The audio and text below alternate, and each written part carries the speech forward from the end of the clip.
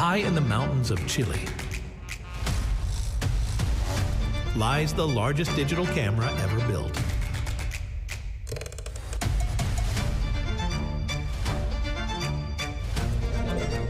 Named after the mother of dark matter.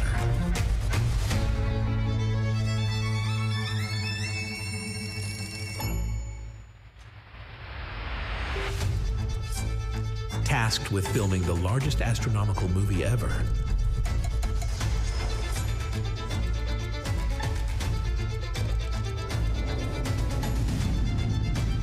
observing across space and time.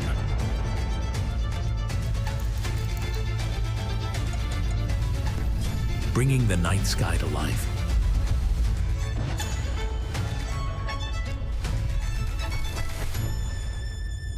The universe awaits.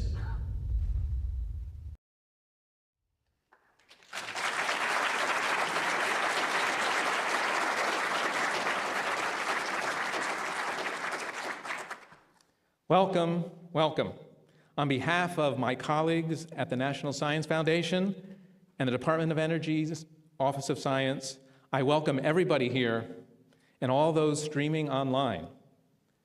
This day marks a very special occasion, revealing and celebrating the first look at the universe through the eyes of NSF DOE Vera C Rubin Observatory. As we begin to bring online the top-ranked priority for ground-based astronomy in the National Academy's 2010 Decadal Survey. We trust that you will enjoy this tiny peek at the many discoveries to come, and we are very excited to show you.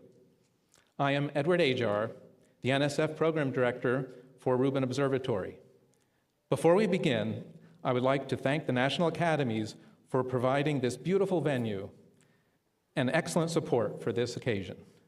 And now, it is my pleasure and honor to introduce to you Brian Stone NSF Chief of Staff, performing the duties of the NSF Director.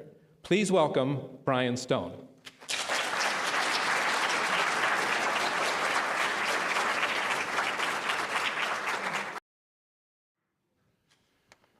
Well, thank you, Ed, and thank you to all of you for being here today.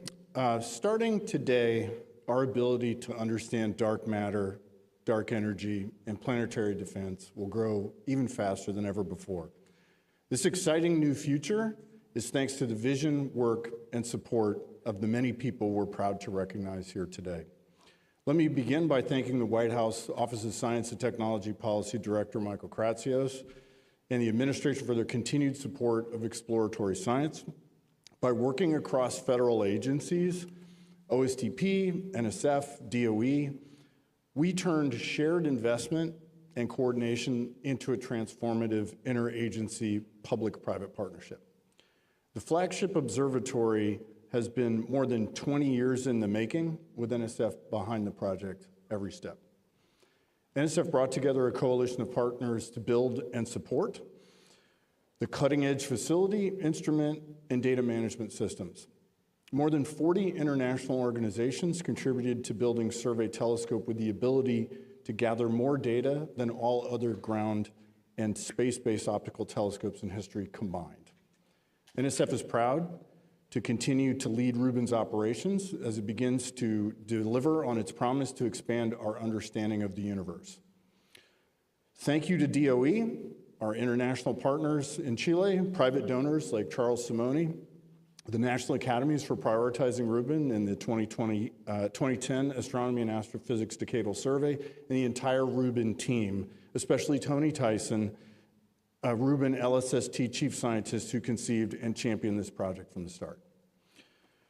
Vera Rubin is the namesake of this facility because she is the symbol of scientific excellence. Her legacy reshaped astrophysics and our understanding of dark matter. Generations of researchers have been and will continue to be inspired by her. Alan Rubin, one of Vera's children who's joining us here virtually today, once told NSF, Vera believed there is always more to be discovered. So let's keep discovering together and proving her right. Now I hand it off to Kathy Turner from the Department of Energy. Thank you.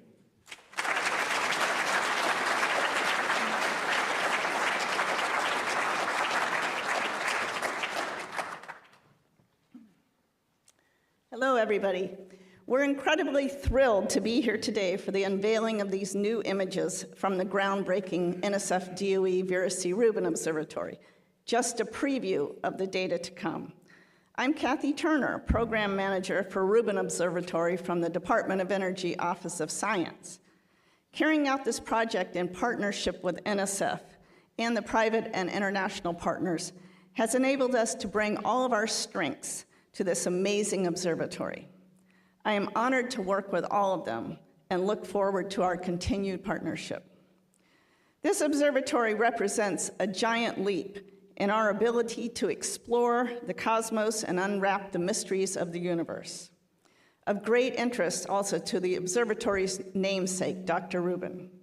Now I'd like to introduce Harriet Kung, our acting director of the Office of Science at Department of Energy.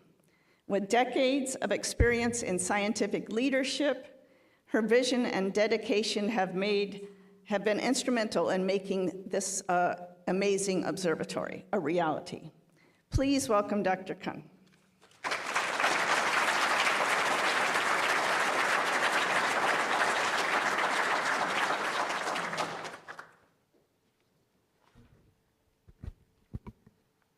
Good morning, everyone. Thank you, Kathy, for the wonderful introduction. On behalf of the US Department of Energy, let me add my thanks to the long list of organizations that has made today's event possible.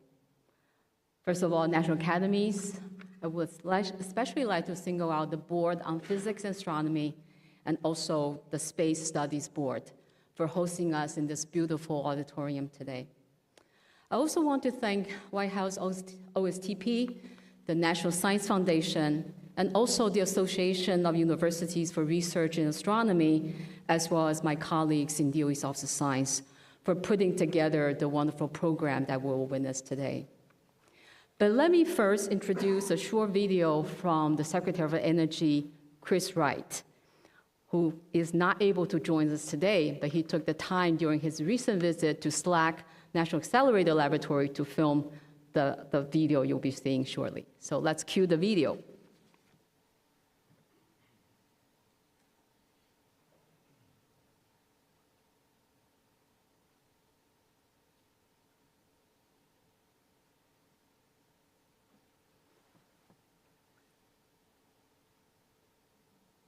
Today we celebrate the culmination of 2 decades of scientific and technological innovation that have given us an ability to look into the cosmos, to understand our universe itself.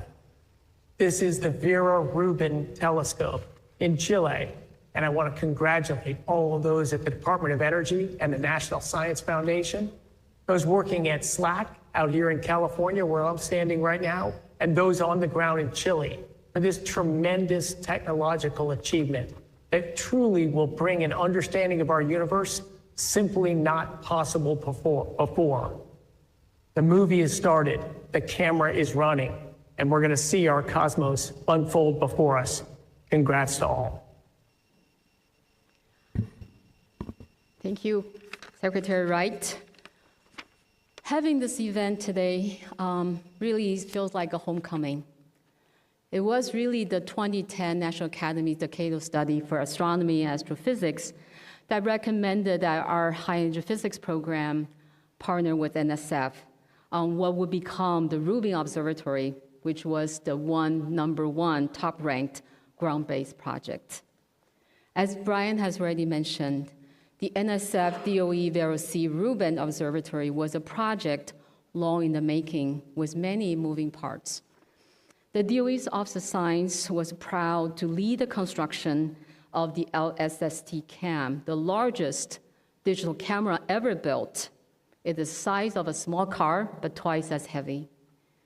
The camera, boasting an impressive 3,200 megapixel resolution, was lovingly designed and fabricated by scientists and engineers at SLAC National Accelerator Laboratory, with critical contributions from DOE other national laboratories, as well as international partners. This camera, in conjunction with the Smithsonian Survey Telescope, will create a 10-year survey of the sky in the Southern Hemisphere, known as the Legacy Surveys of Space and Time. This treasure trove of data set will give researchers unprecedented depth and clarity to questions that drive the fundamental research supported by DOE's Office of Science. And some of the questions include, how can we better understand the matter and energy that makes up 95% of our universe?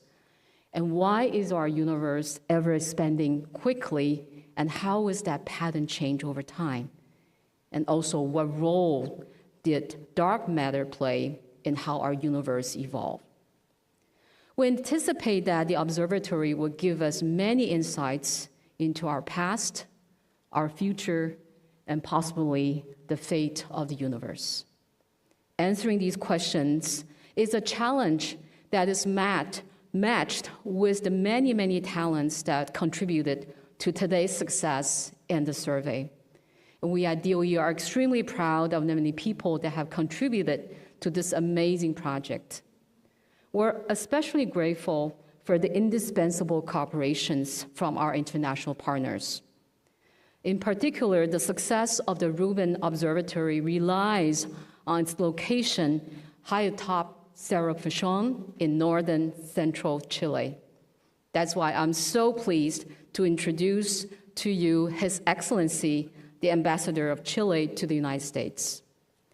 Ambassador Juan Gabriel Valdez has dedicated his career to fostering strong ties between our nations. Please join me in welcoming Ambassador Valdez. Thank you.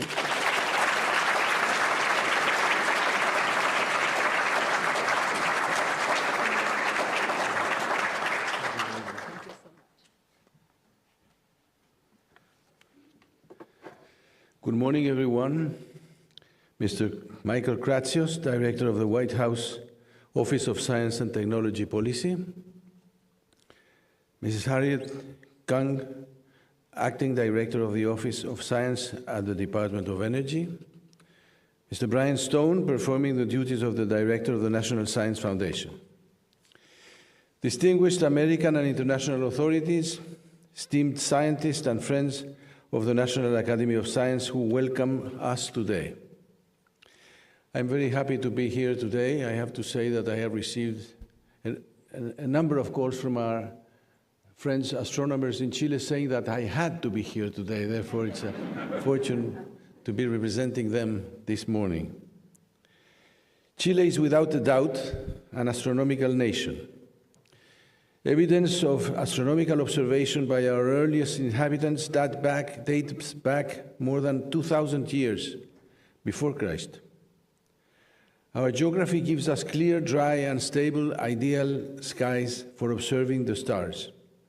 Astronomy is part of our identity and our heritage, and we are proud of it. But it is not only nature that has led us to become global leaders in astronomical observation. It is also the result of our government decision, a clear and sustained policy of international cooperation, scientific development, and the protection of our dark skies. Today we celebrate the first images from an extraordinary telescope, the Vera Rubin Observatory, equipped with the largest digital camera ever built for astronomy. But we also honor the memory of an extraordinary woman. Vera Rubin was not only a pioneer who uncovered key evidence of dark matter, she was also an inspiring example of integrity, perseverance, and humanity. Vera Rubin pushed the boundaries of scientific knowledge, but also her era. Naming this observatory after her is a profoundly symbolic and just act. It sends a message to new generations, and especially to the children and young people of Chile and the world, that knowledge has no gender and that the university is open to all. Vera Rubin has been the inspiration for the important and growing number of women astronomers we have in our country. For Chile, the observatories represent our commitment to knowledge, to sustainable development, to international cooperation, and to the defense of dark skies. The Vera Rubin Observatory is part of a unique ecosystem. Today, more than 40% of the world astronomical observation takes place in Chilean soil, and by 2030, that number will exceed 55%. This also places a great responsibility on us to protect our skies, to support science, and ensure that the knowledge generated here benefits all of humanity. Finally, I would like to thank everyone who made this project possible and who placed their trust in Chile as a strategic partner, the institutions of the United States government, especially the Department of Energy and the National Science Foundation, the international consortium led by Aura, the universities, engineers, technicians, and local communities that participate in this process, and to all who dream of uncovering the mysteries of the universe. We are delighted that the United States is looking at the universe from Chile. Thank you very much. I now invite Dr. Harriet Kang, the Acting Director of the Office of Sciences at the Department of Energy, to address us. Thank you very much.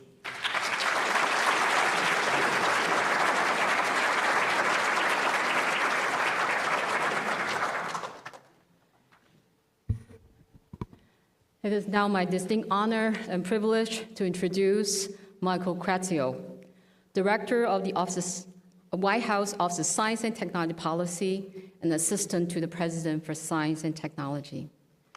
Director Crazio previously served as Chief Technology Officer of the United States during President Trump's first term, where he advised the President on landmark initiatives in artificial intelligence, 5G, quantum computing, and advanced manufacturing. Looking back, many of these initiatives not only had launched, but have continued to shape the trajectory of the nation's science and technology. Today, he continues to advise the President on emerging technologies and helps drive America's leadership in critical sector vital to our national strength.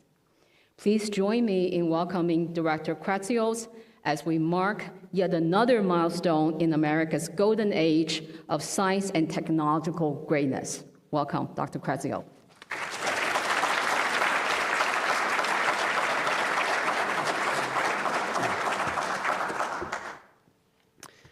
Good morning to everyone here and watching online. Thank you, Dr. Kung, for that introduction, and thank you all for joining us as we celebrate the completion of a monument to American leadership in fundamental science. The American people have always been animated by a spirit of exploration, and our national story is one of pioneers seeking new horizons and endless frontiers. It is fitting then that with the construction of the NSF DOE Vera C Rubin Observatory, we will once again see further into space and deeper into time than ever before or anyone else. These first exquisite images made public today remind us of the full meaning of the words like awe and wonder and the limits of our language. They are sublime in their beauty, overwhelming in their scope, and profound in their promise of a discoveries to come. Like the majestic Hagia Sophia with its soaring golden dome and glowing mosaics, lifting the spirit towards the divine, the Rubin Observatory draws our eyes and our hearts upwards to the heavens. Long before Aristotle demonstrated that the earth was round, and even before Abraham looked up at the stars and saw the promise of God, humanity has peered into the skies in reverence, seeking to understand our place in the cosmos. We believe the work of this observatory will help us find long-sought answers and ask new and better questions. It will also provide the best map mankind has yet made of our region of the universe. From the Lewis and Clark expedition to the Voyager probe and the Hubble launch, America's greatest efforts into the unknown have been public goods supported by the far-sighted leaders in government. Some projects are just too big, too genuinely monumental for any other institution to take on. Only we, the people of the United States, can do it. In its primary mission, executing the legacy survey of space and time, the Rubin Observatory is a joint initiative of the National Science Foundation and the Department of Energy's Office of Science. It represents a whole-of-government effort, a magnificent partnership of the many components of the federal research ecosystem, demonstrating our shared work at its best. Let me extend my thanks to everyone whose efforts have brought us to this day, including Brian Stone, Harriet Kung, and Ambassador Valdez. We know that the best environment for truly groundbreaking basic research is collaborative and interdisciplinary. Thanks especially to the scientists of the National Science Foundation's National Optical Infrared Astronomy Research Laboratory, under the management of the Association of Universities for Research and Astronomy, and DOE's partners at the SLAC National Accelerator Laboratory. Each part of the national research enterprise has their role to play in this truly magnificent work. The telescope at the Rubin Observatory is a triumph of American technological ingenuity and skill. Its 27.5-foot mirror combines the primary and tertiary mirrors into one surface and was manufactured over the course of 7 years at the Richard F. Karras Mirror Lab at the University of Arizona. The 6,000-pound digital camera is the largest ever made, the size of a car, custom built by SLAC with a 3,200 megapixel CCD array and 9.6 square degree field of view. That means it could take a picture of 45 full moons at a resolution so high it will need a wall of 400 ultra-high definition televisions to show it at full size. The 20 terabytes of data produced a day will be transferred to SLAC minute by minute for initial processing and distribution. With its unique mirrors, unrivaled camera, and trailblazing AI computing infrastructure, the observatory represents an investment by all of us in the future. Ours is a country of beginnings, of projects, of designs and expectations, too many of which have been borrowing from posterity for the comfort of the present. The project is, instead of a burden of debt, a gift to our children, one of which will lay down a cornerstone of knowledge and basic research today on which they will proudly build tomorrow. All of our most extraordinary technological advances and increases in our awareness have rested on new paradigms in fundamental science, as our brightest minds have groped closer to the truth of things and uncovered the mysteries of creation. In their knowledge of our ignorance, scientists like Vera C. Rubin have named two of those mysteries, dark matter and dark energy. And we all hope that with the help of the Rubin Observatory, these hidden cosmic neighbors will eventually uncover themselves to human science. In the meantime, I trust that the stunning images and staggering amount of data the observatory will produce will support exceptional scientific efforts around the world. The United States remains at the forefront of international science and technology research efforts, a leader whose partnership is always wanted. More importantly, even more than that, I hope the observatory and its work inspires America's children with awe and wonder at the grandeur of the cosmos and causes them to fall in love with the sciences and mathematics. So congratulations to everyone whose leadership and hard work made today possible. Your nation is proud of you and very proud of this observatory. And thank you all for joining us as we celebrate this achievement. And now, for the reason we are all actually here, let's see some of these amazing images.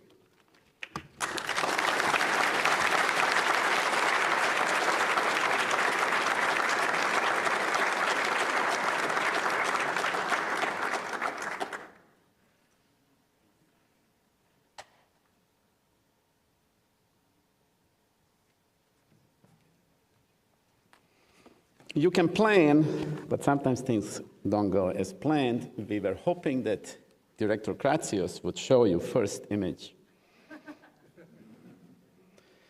This observatory is the greatest astronomical discovery machine ever built. And we finally started working with it. This is the first image that we are unveiling to the whole world today.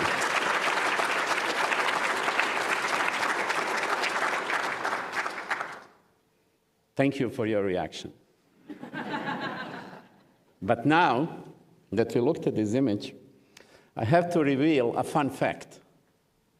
This image actually shows only a small portion of one Rubin image, just about 2%.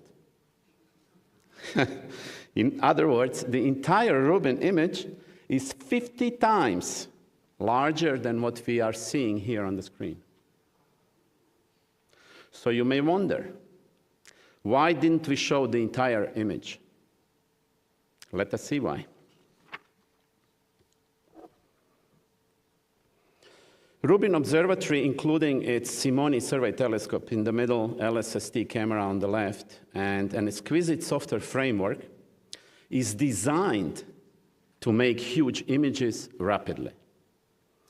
These three components you can see on the screen and their technological breakthroughs is what makes Rubin and LSST possible. Let us first have a quick look at the super agile Simoni survey telescope in the middle.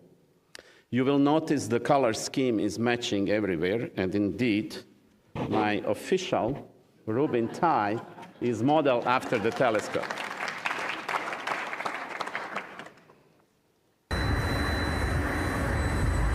Here you can see Simoni survey telescope inside the observatory's dome.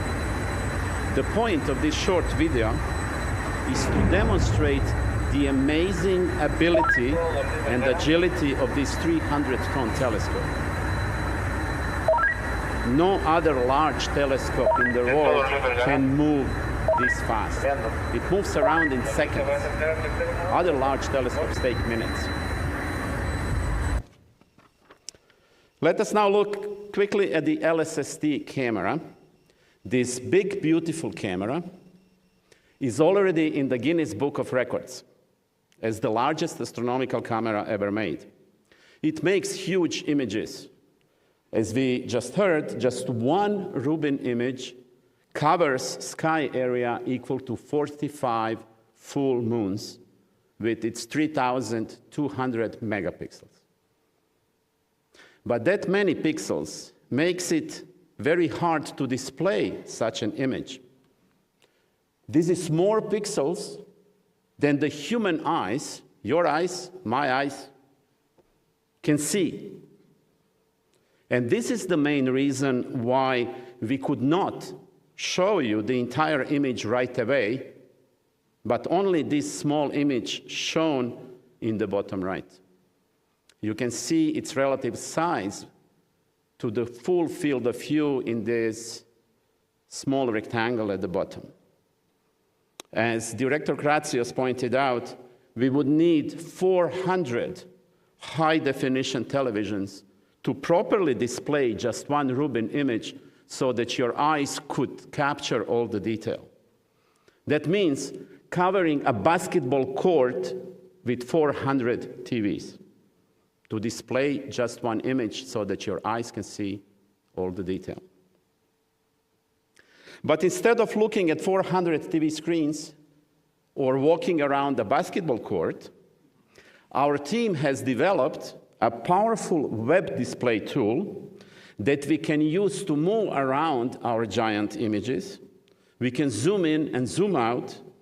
We can explore and admire details of any object you choose to look at. Next, we will look at a region of sky about twice as large as one Rubin image. It is centered on the giant elliptical galaxy called Messier 49. This region that we'll explore in a second is about 100 times as large as the first image we saw today. The follow video is 1 minute long, and we will first enjoy it without any comments. Then we will replay it and I will comment. Enjoy.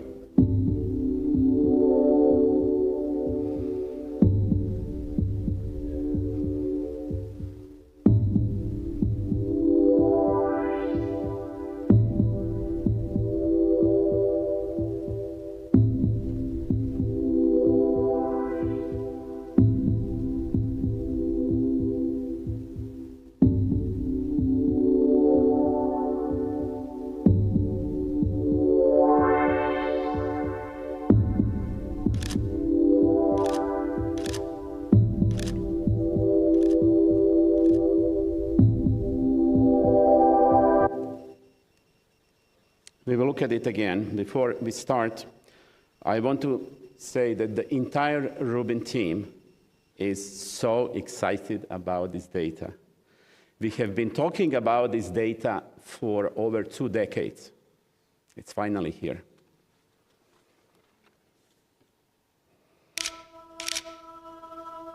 Let's look at it again. Please pause. You can see here a universe teeming with stars and galaxies. The seemingly empty black pockets of space between stars in the night sky, when you look at it with unaided eyes, are transformed here into these glittering tapestries. There is barely a pixel in this image that doesn't have some light coming out. And only Rubin can produce quickly such large images with this much color and richness. Please continue. Play. You can see spiral galaxies, elliptical galaxies, clusters of galaxies.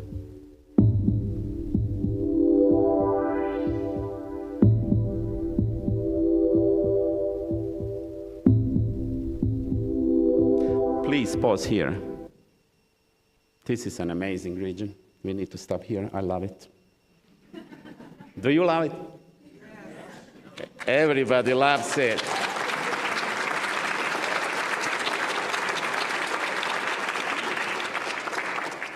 Here you can see a stunning variety of celestial objects, from bright stars in our galaxy, ranging in colors from blue to red, to these nearby blue spiral galaxies, to more distant elliptical galaxies that are yellow and red in color. You can see how vividly these colors are, and that's very important for science.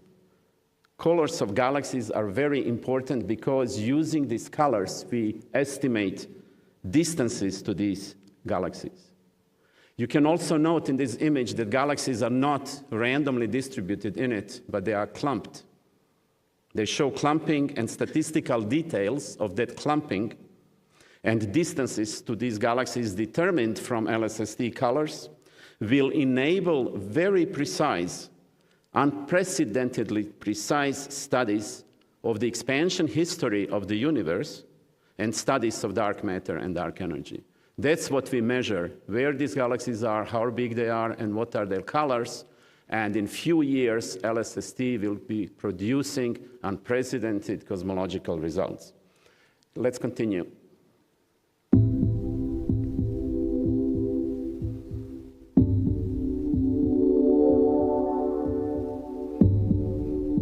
And now you can see the full extent of that image. It's about 2 LSST or Rubin fields of view. And this is how we scan the sky, 30 seconds per exposure. There were about 10 million galaxies, close to 10 million in that image.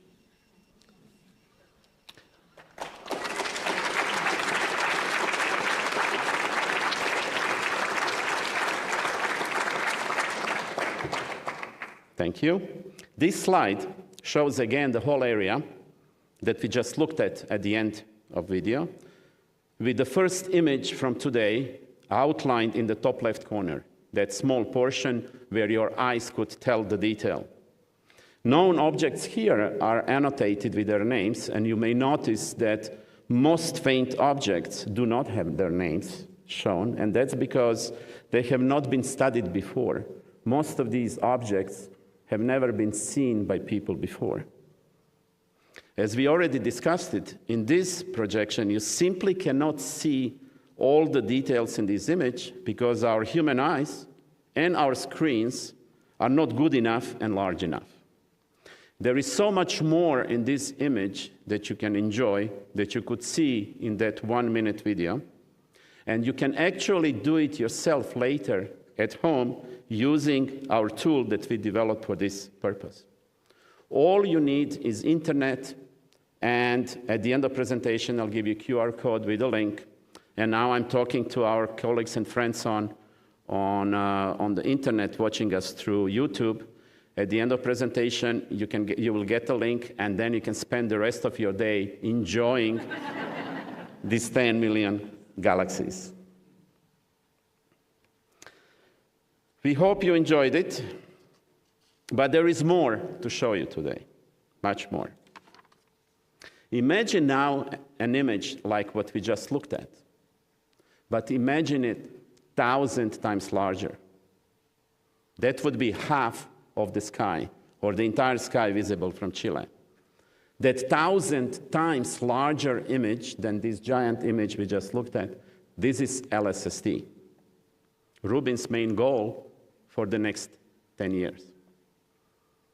But LSST will be so much more than just an image, even though such great large image, it will be so much more than just an image.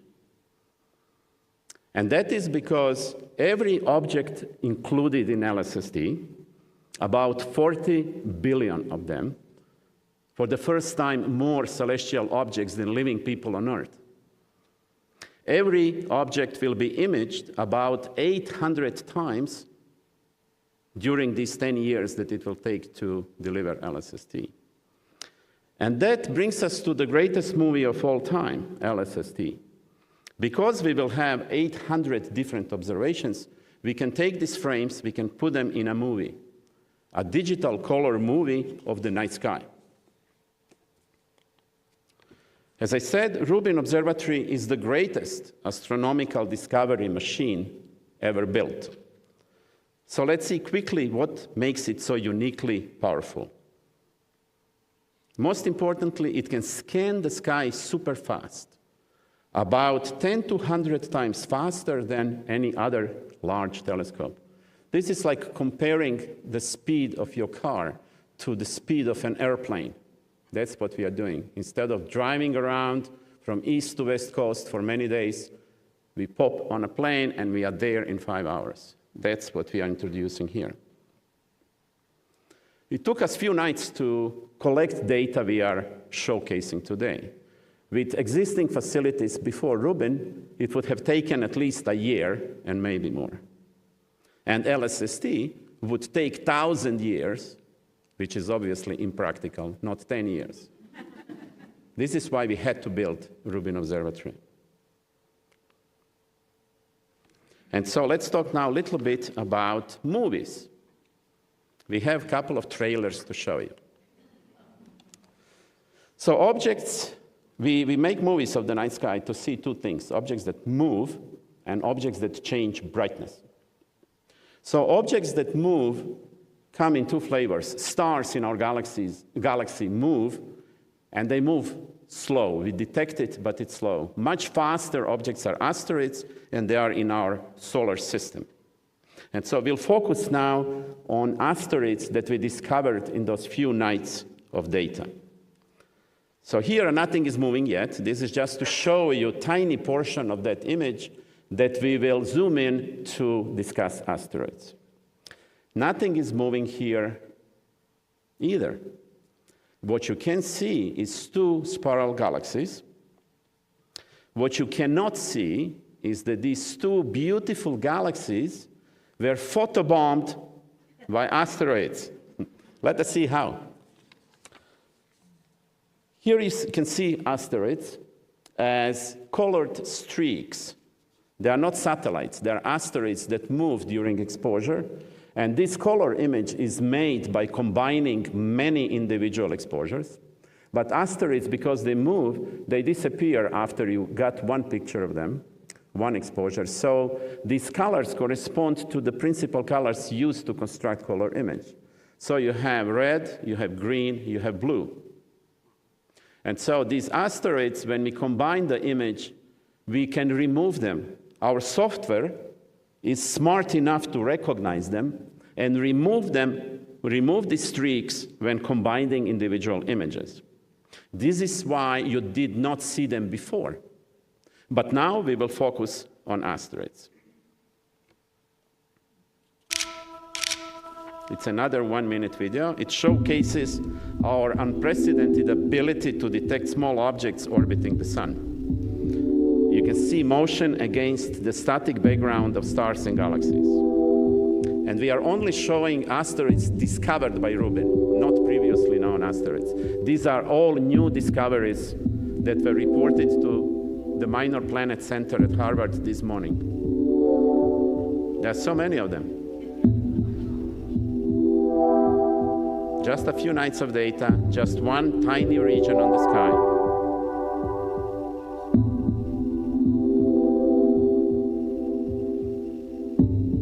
And now you will see their location in solar system. Let's pause here. So this blue donut, this is simulation of all the asteroids we expect there. And because we only spent few nights to get these data and we looked towards one small region on the sky, all of these new discoveries are found in this one narrow slice of this big donut. In 2 or 3 years, after we start LSST later this year, we will sweep around and discover all of these millions of asteroids. So we had 2,000 in these few nights of data. There are 7 near-Earth objects that have orbits that cross Earth's orbit. None of them is in such position to strike Earth, don't worry. We'll get tens of thousands more near-Earth objects.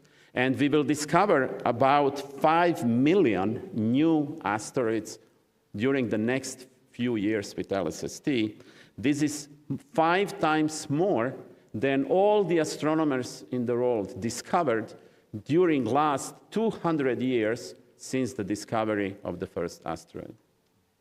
So because of this rapid development of technology today, We can outdo all these 2 centuries of effort in just a couple of years. Let us now see another illustration of the ever-changing night sky. We will look at objects that change their brightness. They don't move, but they change the way they look. We will look at stars that are called variable stars because they vary in brightness. They can change brightness on time scales from minutes to years.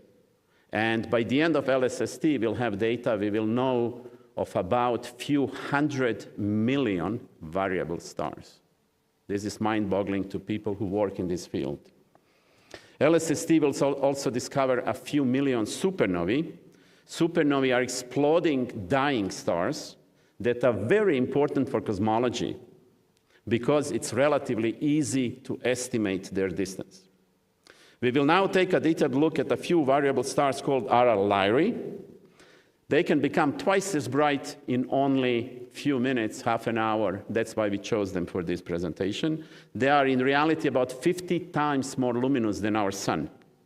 And they change brightness because the whole star is pulsating like this on time scale of some hours. They are also very useful for studying dark matter in our galaxy because we can get their distances easily too.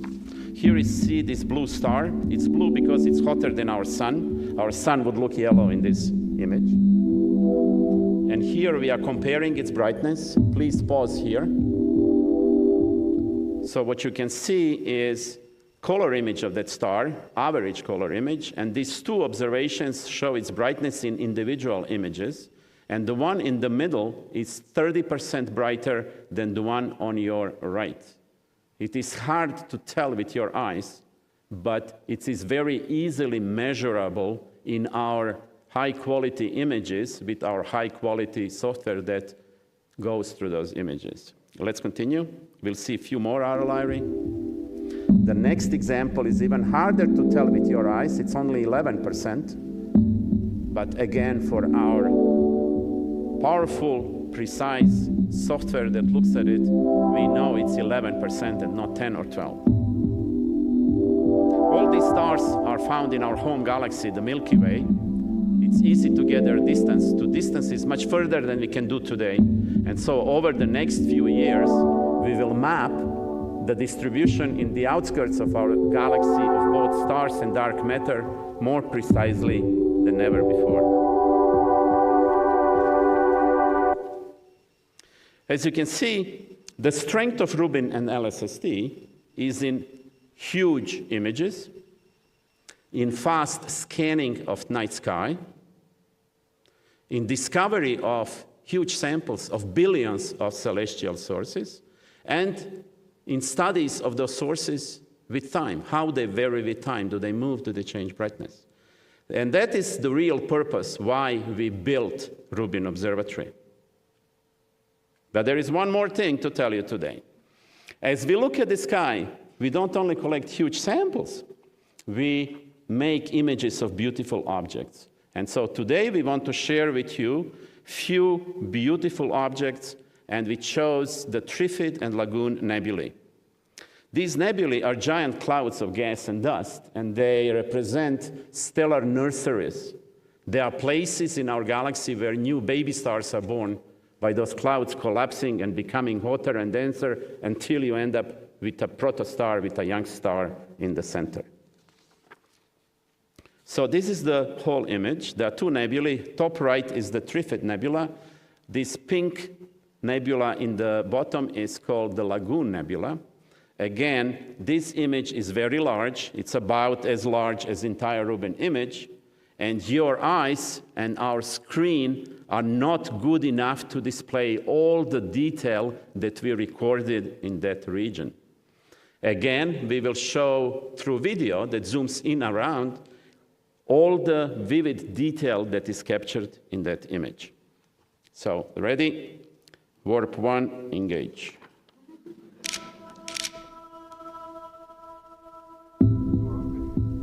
Wrong video. How did that happen? Peculiar.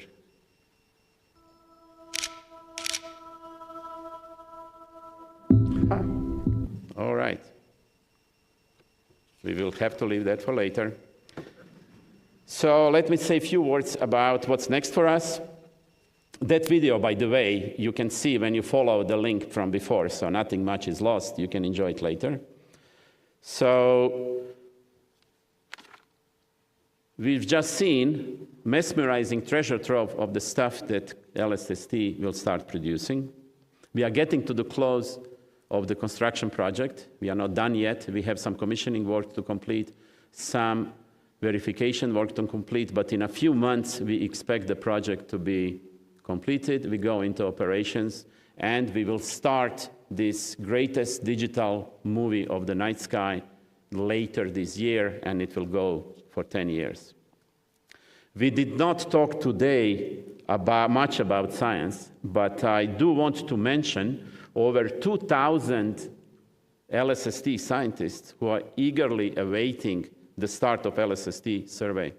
We want to thank them today, thank them for helping us to arrive to this point with their support and expertise. They helped us first build the science case for LSST that led to LSST being ranked #1 in NAS Decadal Survey in 2010, and they also are helping us to build Rubin Observatory. They are organized in 8 topical science collaborations, and they greatly benefit from the supporting nonprofit organization called LSST Discovery Alliance.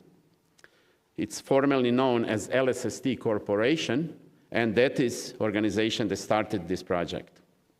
But I also want to emphasize it is not just the scientists who will enjoy LSST data. It is everyone with curious mind interested in what's up there. Every child in school, we will have tools and materials that our education and public outreach team produced that you can use to be citizen scientists, that you can see in videos in planetaria, that if you're a teacher in high schools, it maps on your science curriculum. All of these will be available from that link QR code in this slide. And so now I will finally finish this brief presentation. The entire Rubin team, and let me add that I was greatly honored by our Rubin team to represent us today. The entire Rubin team hopes that you enjoyed this presentation. Please stay tuned for the exciting discoveries expected from LSST over the next 10 years and beyond. Thank you all here. Thank you all who are watching us over internet. Hundreds of locations in the US and Chile. Thank you and muchas gracias. Thank you to several hundred, close to 300 other locations around the globe. Hvala svima. And thank you for being with us today. And a big thank you to SLAC and Aura, our managing organizations. Heartfelt thank to our funding agencies, NSF and DOE, to our awesome program officers, Dr. Eda Jar, Dr. Kathy Turner, thank you, thank you, thank you. And finally, we are all very grateful to our host today, the US National Academies of Science. Thank you for having us. Greetings to all from the Rubin team. Thank you.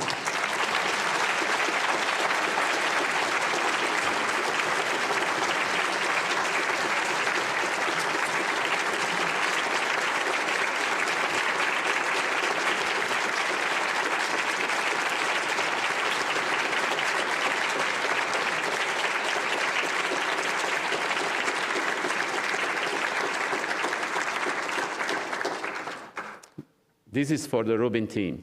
Thank you, Rub. Thank you.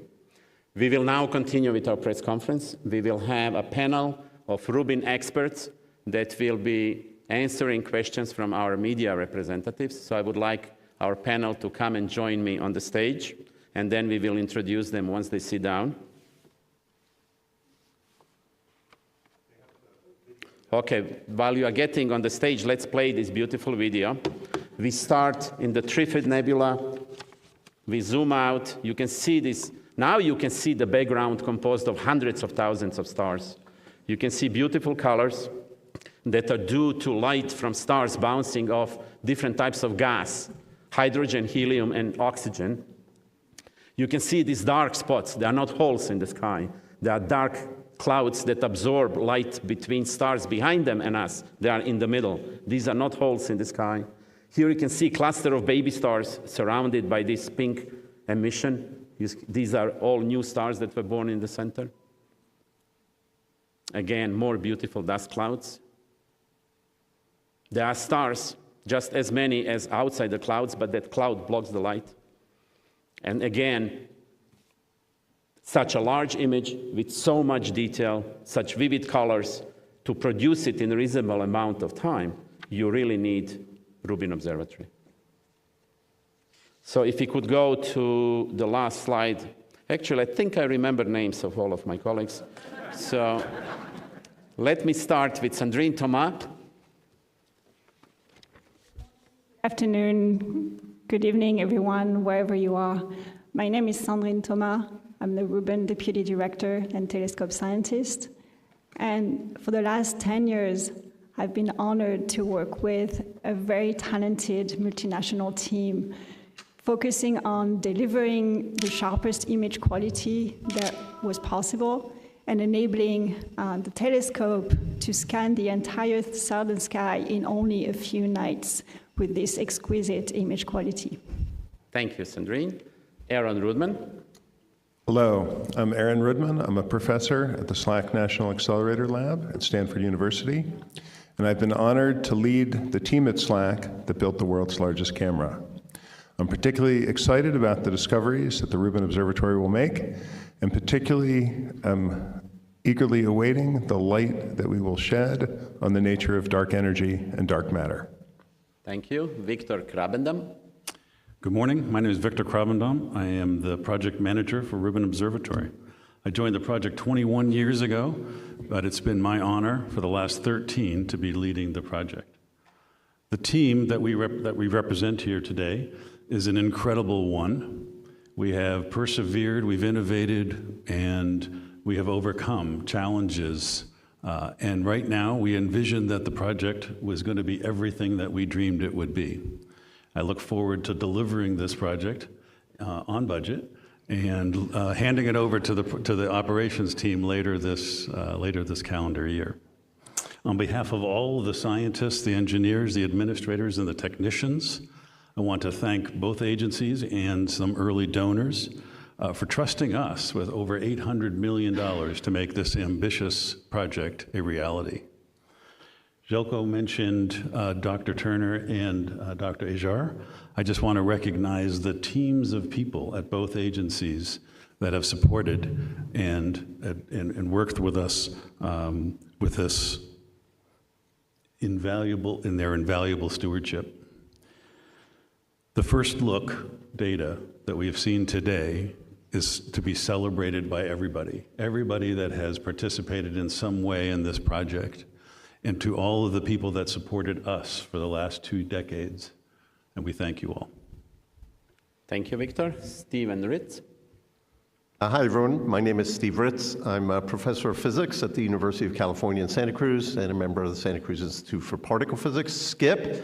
I am the project scientist for Rubin Observatory construction. And in addition, I've had the great privilege of leading the group that was responsible for producing all the images and image products you saw. And in addition, many of the other image products we didn't have time to show you that are also on rubinobservatory.org now.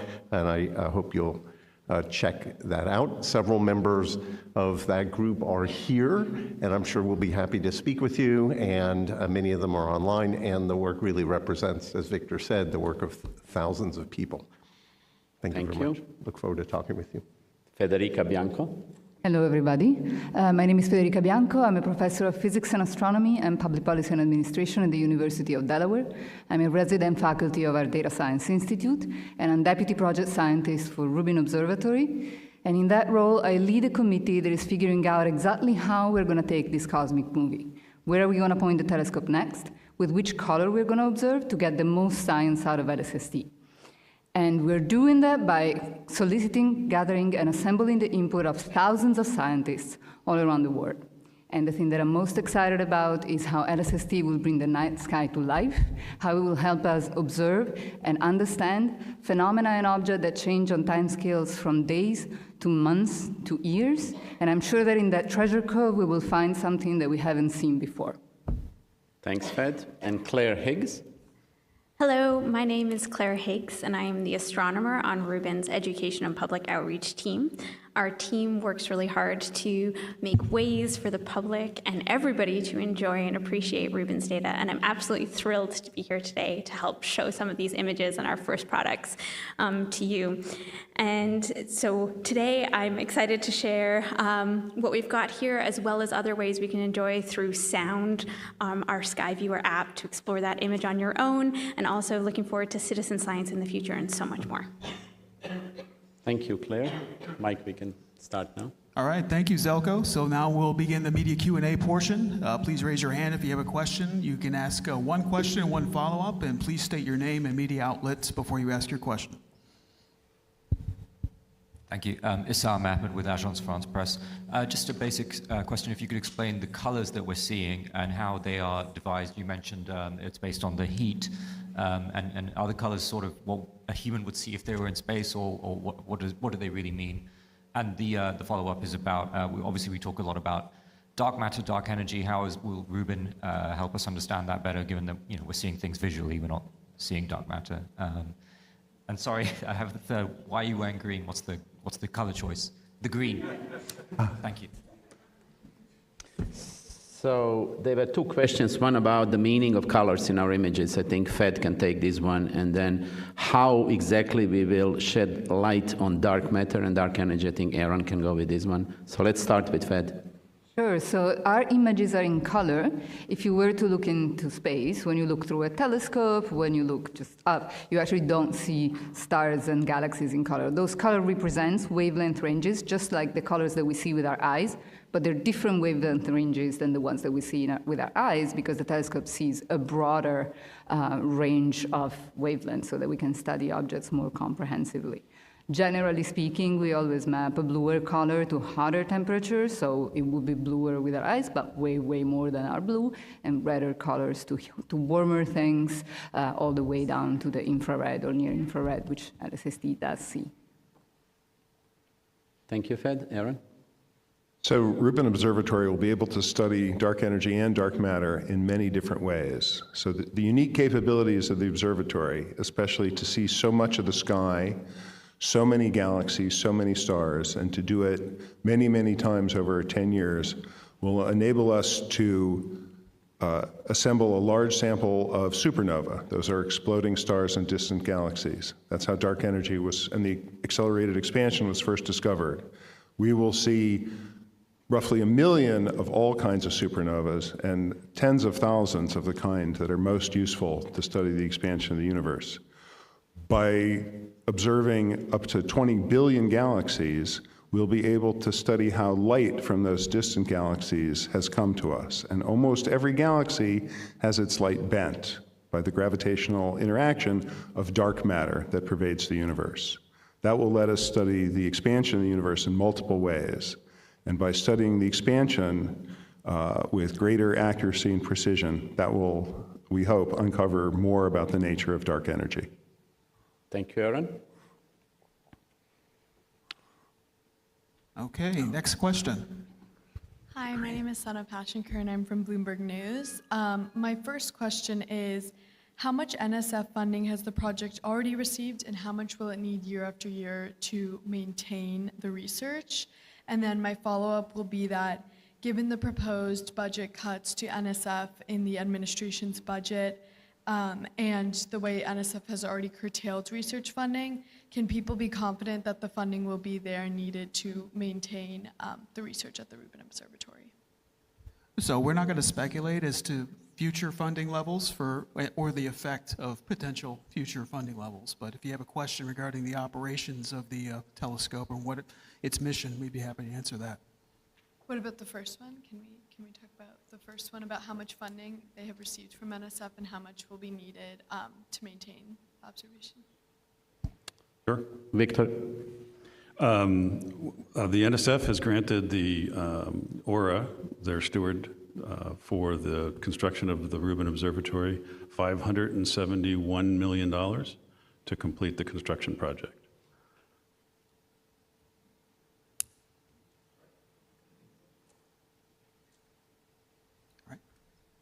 Hi, thanks for doing this. I'm Madison Alder with FedScoop. I have a question about just the massive trove of data this will create and how NSF and DOE have approached making that available to researchers quickly through the science platform and alert system. And then my follow-up would be what the timeline for those tools are going forward. Steve, do you want to take this one? I'll take the first part. Thanks for the question. So with all the data, I think you get a sense from Željko's presentation how much data we're talking about. As he said, about 10 to 20 terabytes of data every night. Very early on, people realized instead of sending the data and the software out to scientists, it's much better to bring the scientists to the data. And so there's something called the Rubin Science Platform people work very hard on, where you can actually just log in to the cloud and have access to all of the data, be able to do queries, analysis, and so on. And you know, it just works. It's fantastic. Rather than having to distribute software, you just have it all there set up for you. So that is something that is, you know, I think we're very excited about. The timeline, we have a sequence of data previews from the commissioning data. In fact, the first preview using the ComCam data is about to hit the streets, and then that will be followed by a second data preview from commissioning, and then release of the data through a regular data release schedule that's known to the community. Can I just add, Željko? Please do. And also, so Steve has really outlined how science community can get access to the data, but there's also opportunities for the public, for anyone to participate in this discovery process through citizen science.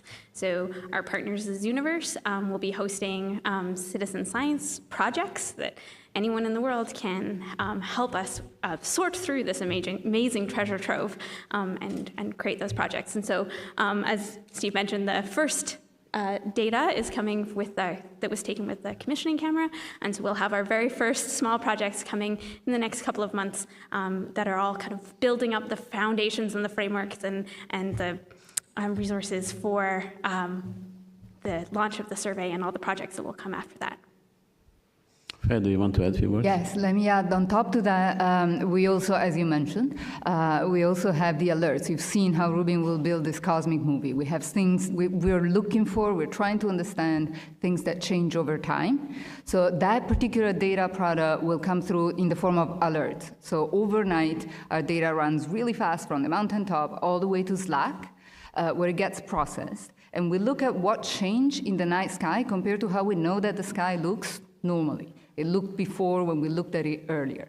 And then every time that something changes sufficiently that we can detect it, technically at a 5 sigma level, we package that into an alert packet. So we collect the information about it, where it is, how much the brightness changed, how much the color changed, and we add postage stamps of that part of the image that scientists can use to do their science, of course, but also to trigger other facilities that can take more data about those things so we can learn about them even better. And those get distributed worldwide. That particular data product has no proprietary restriction because we need all of the scientists in the world to point their telescope to learn more about these things that we discover. Thanks, Fed. Mike, back to you.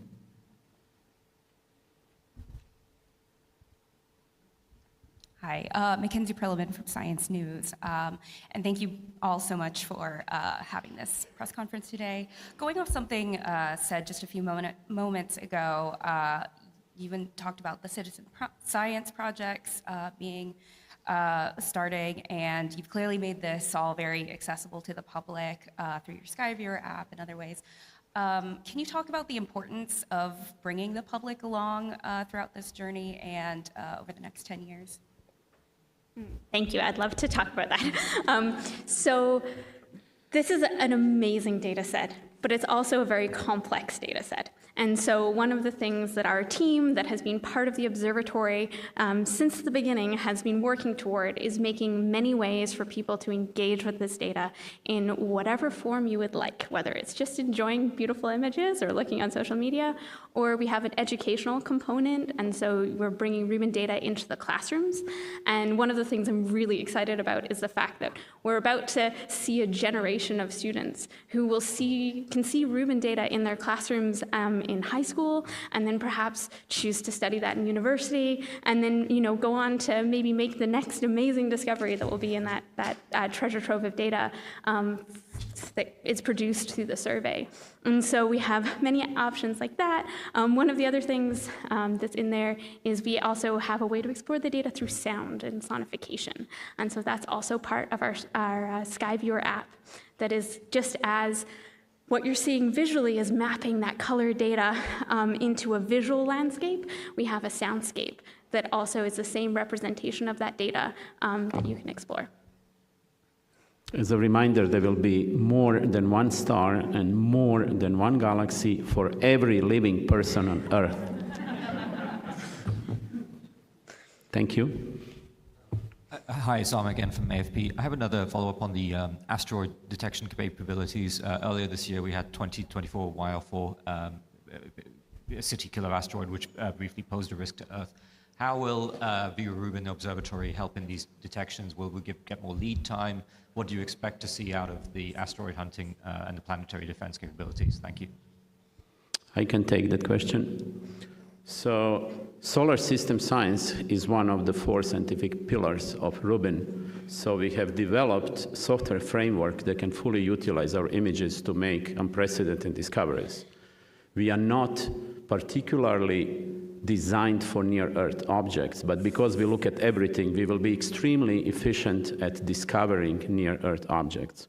And as soon as we have a plausible discovery, all our data will be on daily basis sent to the Minor Planet Center at Harvard, which is the world's clearinghouse for these observations. And sometimes even within less than 24 hours, everyone in the world will know that there is a potential object that could be hazardous, and they can get more data. In practice, typically, once you get more data, you rule out the level of the danger, but you need more data. Everyone in the world will be able to follow up on Rubin's initial discoveries. Very often, we'll get our own orbits, too. I'm Željko Ivezić, and you can spell it the way I pronounce it.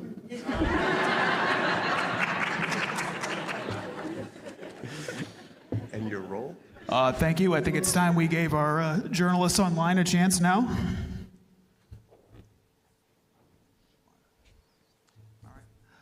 So our next question is from James Deenan at New Scientist. What are the unique capabilities of the telescope that enable it to detect so many more asteroids than other instruments? Are these early detections of so many asteroids unexpected, or did we expect this volume of objects? How many Rubin detections will feed into existing planetary defense networks? They were not surprises. We have exquisite simulations that we used, for example, to predict we'll discover 5 million new asteroids. Can you repeat the first part of the question again? Just the first part. What are the unique capabilities of the telescope that enable it to? So that is interesting point. So when you ask for each of our 4 science pillars, which vary a lot, from asteroids in solar system to cosmology, to dark energy and dark matter, when you ask what kind of system would you like to have, and we asked that question 20 years ago, you get very similar answers. And that's another power of Rubin Observatory that we didn't emphasize today, that we get one data set that will serve all these different science goals. We do not get specialized data for asteroids, specialized data for dark energy. It's one and the same data set because observatory is designed to be so powerful that we can get such a powerful data set called LSST, which will serve everyone. That's why we can get so many asteroids. The short answer is you need to scan the sky very fast with very large field of view repeatedly for a long time, and that's what we do for every science program. All right, thank you. Our next question is from Katarina Miller from the New York Times. She asks that, given the length of time it took to bring this project to fruition, how does it feel that the observatory is complete? I will call on Sandrine. It's great. It's really an amazing achievement. It's the achievement of, again, I mentioned 10 years of work of a lot of people really carefully and methodically putting everything together, designing properly, using the best technology to align the telescope, to build the camera, and build the data pipeline behind it. It's really the results of a lot of very, very careful and hard work. So that's why it feels great. Thanks, Sandrine. So Katarina had a follow-up, and that is, now that the first look milestone is complete, what can we expect next from Rubin Observatory, particularly between now and the start of the survey? I think that's a question for Victor.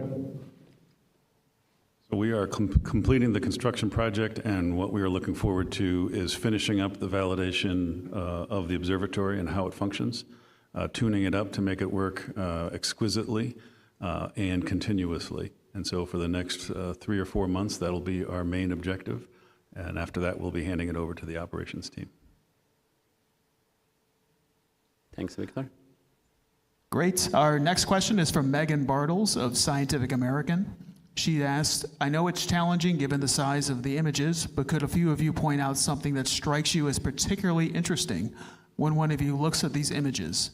Essentially, help a non-scientist look at this part of the data the way you do.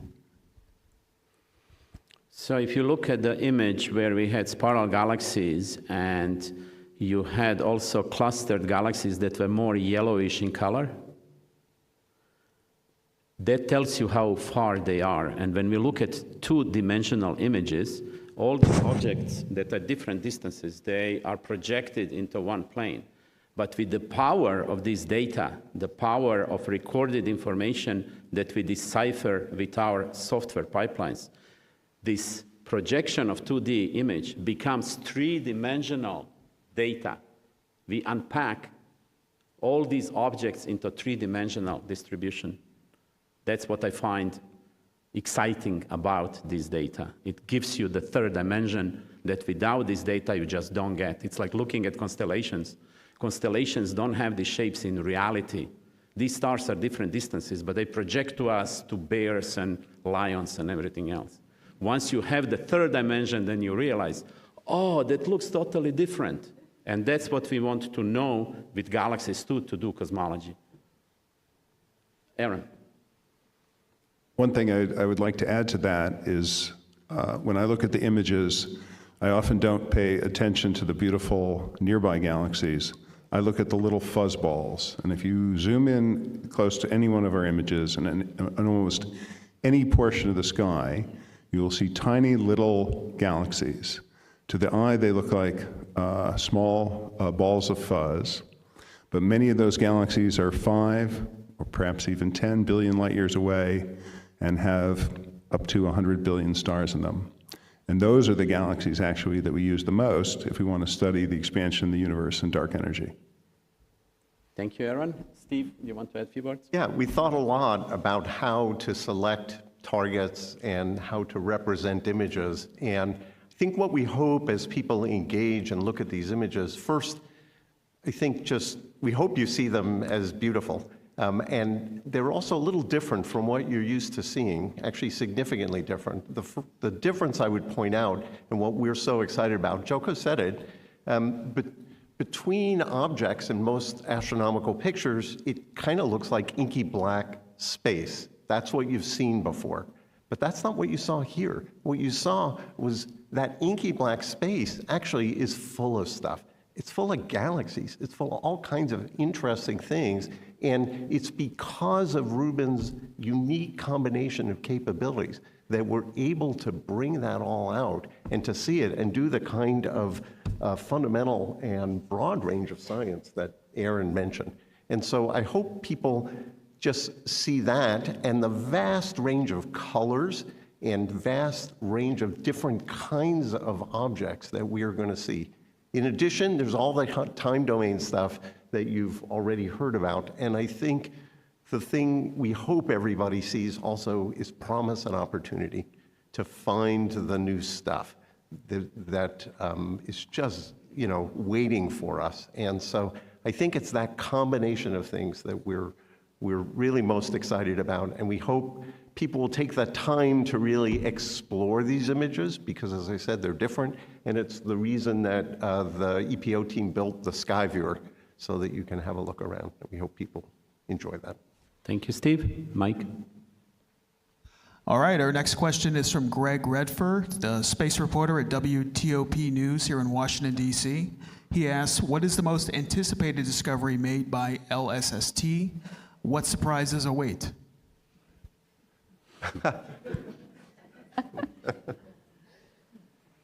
So there are so many of them, it's hard to pick one.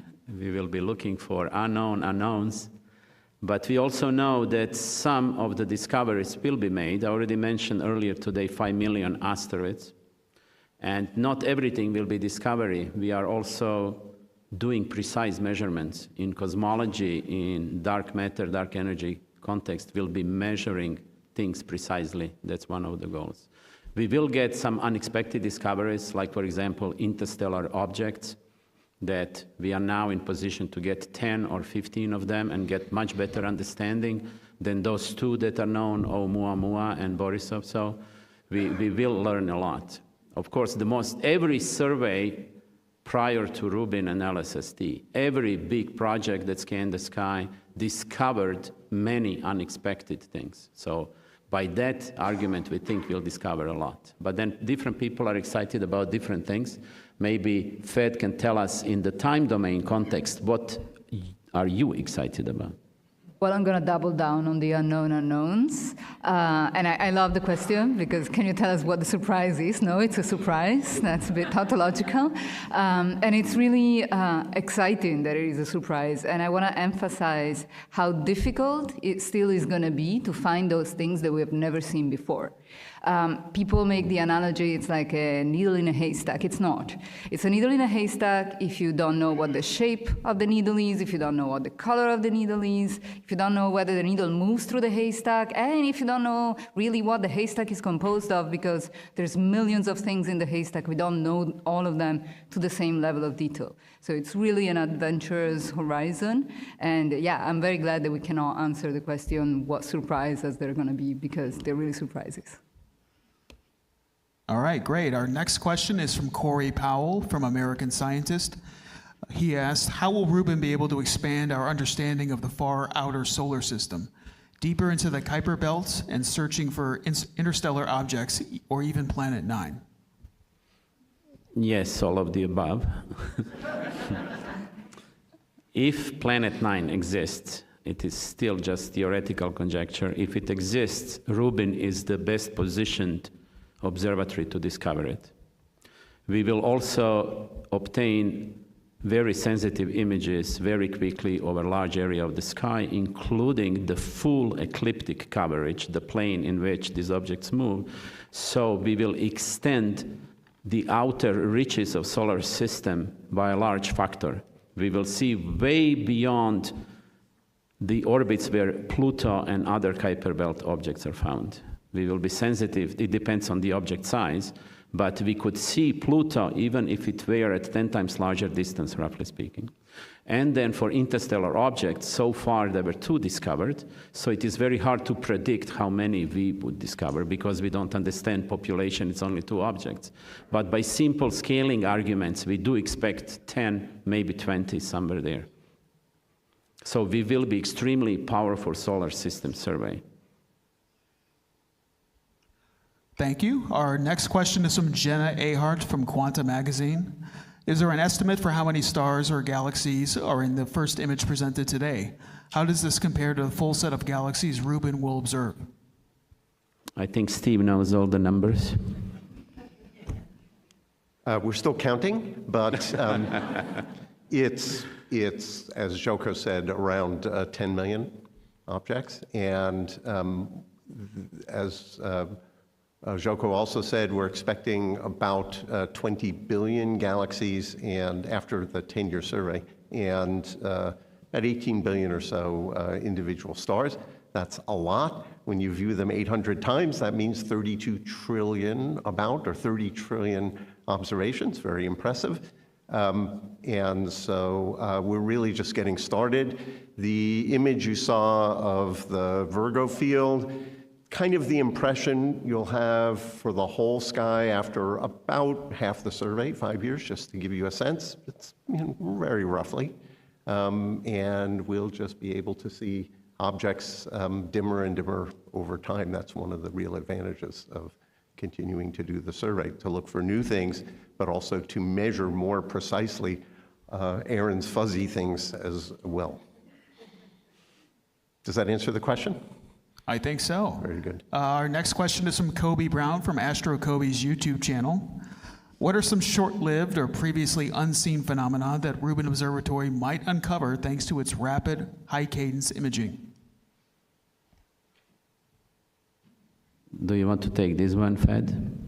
Again, they're previously unseen and unknown, so no, I cannot answer this question. I can answer that we really do believe we will discover new things. Can I add? One of the things I like to think about is the fact that when you're talking on a survey where everything's in the scale of billions, these 1 in a million events aren't that rare anymore. You get lots of 1 in a million events if you're talking on the scale of billions. All right, thank you. Our next question is from Alana Schadwinkel from Der Spiegel. I had a look at the Skyviewer app and wondered, is the idea that anyone can discover something in this image that no astronomer has found yet? If so, how could one know if something is truly new? And what does someone actually need? What kind of knowledge or tools to be able to find something new in these images? Claire, would you like to comment? Yeah, so that is one of the things I think is very fun, is if you zoom in and you look at one of the little fuzzy galaxies in there, you might be the first person to be paying attention to that fuzzy blob. Someone might have glanced at it before, but you can choose your favorite in there, which is very cool. If you, using that app, you can find the position, which is given in RA and DEC, which are our coordinates, and you can look at other catalogs online that would, if there's information about that, they'll be in there. But there'll be a lot of things in there for which there is no name, there is no catalog yet until all the amazing science of Rubin comes out. Steve, would you like to add? Yeah, let me just add one other. There's so many great things about Skyviewer, but one of the really cool things, if you discover a scene you like or an object you like, you can zoom in to it, frame it how you like, and then the button on the lower left will give you a URL, something you can paste into any browser and share it with your friends, and they will see the same scene. So you can, that's so much better than saying, oh, you know that big elliptical galaxy sort of off to the left, go down a little bit there and then a little bit over, or try to read the RA and DEC, which you can also show or turn on and off. There are lines of constant RA and DEC. It's so much easier just to use this fantastic URL generator, and we're hoping people just, share their favorites. Thank you, Steve. Mike? So I think that's all the time we have for questions today. This will be the last question. Yeah, I just perked up when you talked about Oumuamua. Do you think you'd be able to resolve the question of its origin, if it's artificial or natural, by pointing at it where you think it is now, or we know it is now? I'm sorry, can you repeat? Oumuamua, do you think you'll be able to resolve its artificial or natural origin by pointing at it now? Oumuamua is long gone. We cannot detect it, but we think we will learn more about that interesting question because we will have a much larger sample. We will get between 10 and 20, maybe even more, and then by studying statistical properties of those objects, we can ask, is it more consistent with some natural population, or we can go to far-fetched theories too. If it comes back. Thank you again.